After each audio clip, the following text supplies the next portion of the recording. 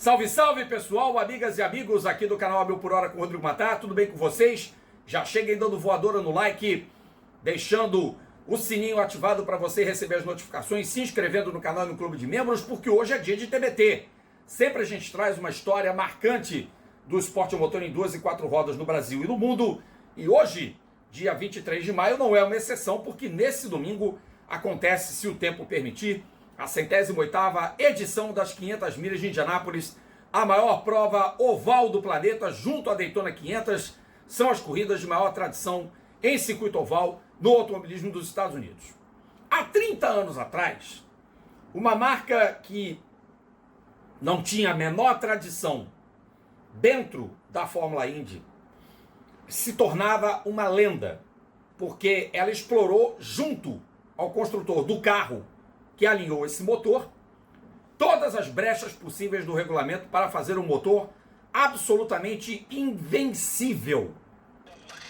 Eu falo da unidade Mercedes-Benz 500i, construída por Mario William e Paul Morgan, com a Ulmor Engineering, a mando da Mercedes-Benz, que colocou no cabeçote do bloco o seu nome, emprestou o seu prestígio para aquela unidade mecânica que destruiu, demoliu a concorrência nas 500 milhas de Indianápolis de 1994, a despeito de possíveis problemas de falta de confiabilidade mecânica e principalmente de problemas de dirigibilidade com o chassi Penske PC22 alinhado para os pilotos da equipe Marlboro Team Penske, ou seja, Al Unser Jr., Emerson Fittipaldi e Paul Tracy. Foi um domínio avassalador da equipe do velho Roger, hoje o dono da Fórmula Indy, dono do Indianapolis Motor Speedway, dono do Team Penske, dono da porra toda. A equipe Penske, a Mercedes e a Ulmor Engineering se valeram de uma brecha do regulamento que previa a participação dos motores chamados Stock Block, que davam a eles muito mais potência em relação aos motores Chevy e Ulmor, aos motores Ford Cosworth e a qualquer outra unidade.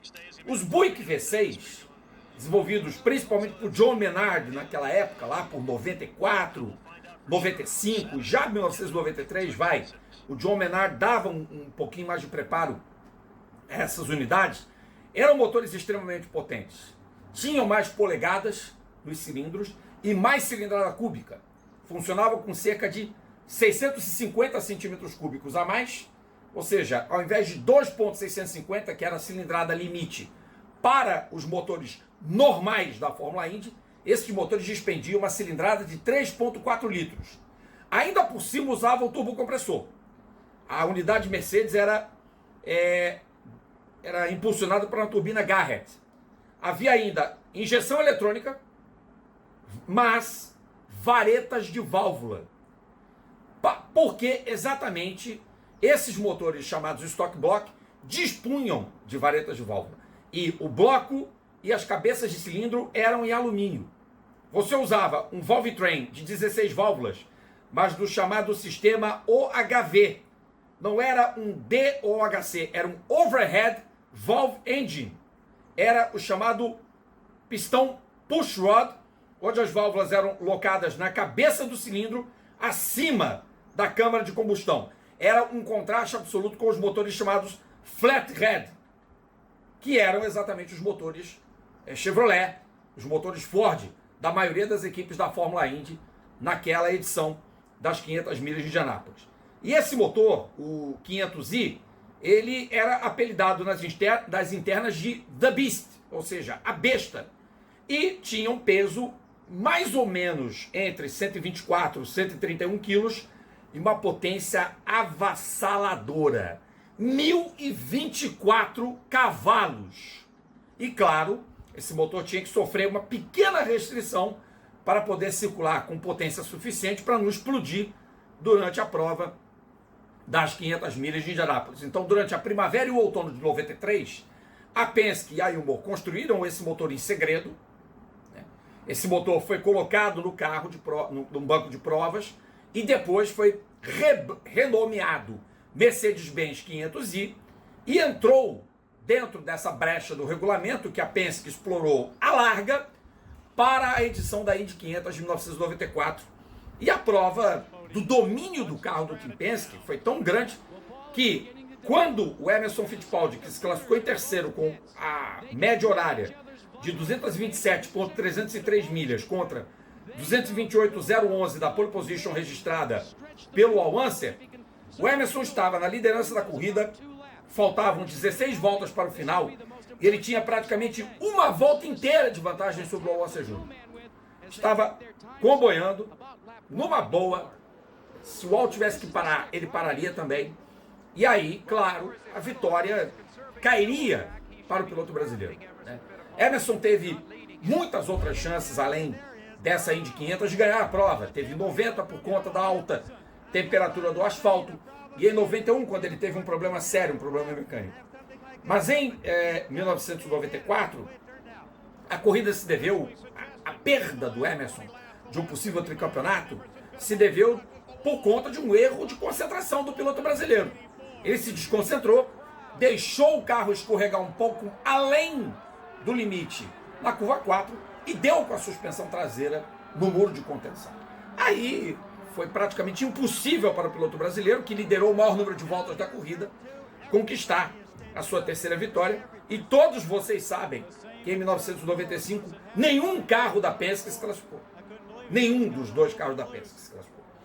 E o absurdo de tudo é que o Tim Penske, em 1994, só não liderou 7 das 200 voltas, porque nos ciclos de parada, Jacques Villeneuve liderou eventualmente da volta 62 a 63, da 125 a 129 e só, porque o Emerson liderou 145 voltas do total de 200 e perdeu a corrida, que terminou em bandeira amarela por conta de um acidente do Stan Fox na curva 1.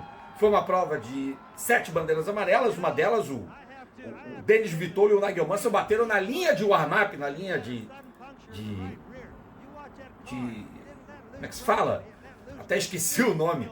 Na linha de circulação, tá? Na curva 3. Acabaram batendo o Denis Vitolo e o Nigel Mansell, o John Paul Jr., Deishi Matsuda tinha batido na curva 1, Dobson, Mike Grove, Denis Vitolo, Roberto Guerreiro, enfim. Os suspeitos de sempre fizeram as suas cagadas, mas o Emerson acabou errando na volta 185, liderava quase uma volta inteira à frente do Al Unser Jr.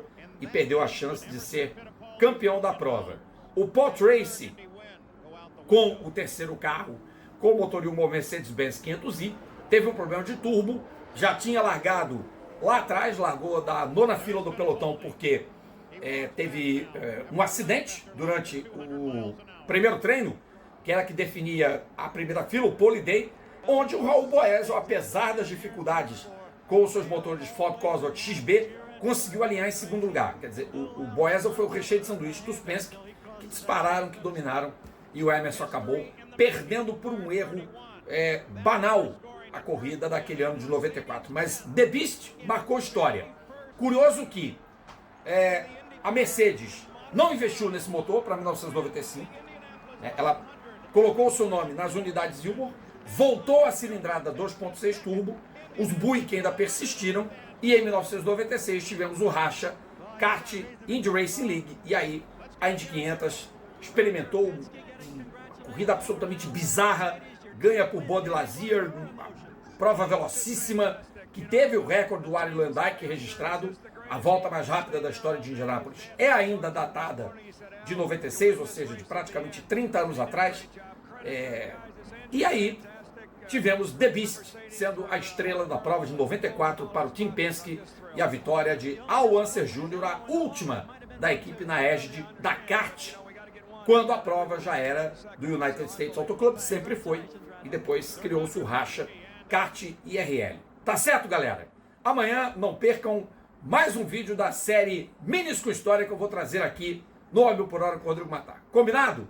Um abraço a todos, divirtam-se com a Indy 500 e olha, não esqueçam que nesse final de semana a gente vai ter muito automobilismo aqui no canal com 6 transmissões ao vivo.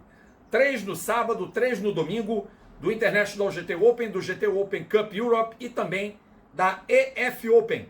Se liguem nos horários, hein, gente? Prova 1 do Eurofórmula Open, 7h28 da manhã de sábado, começa a nossa transmissão. GT Cup Open Europe, prova 1, às 10h40 de sábado, 12h08, também do sábado, a prova 2 do Eurofórmula Open.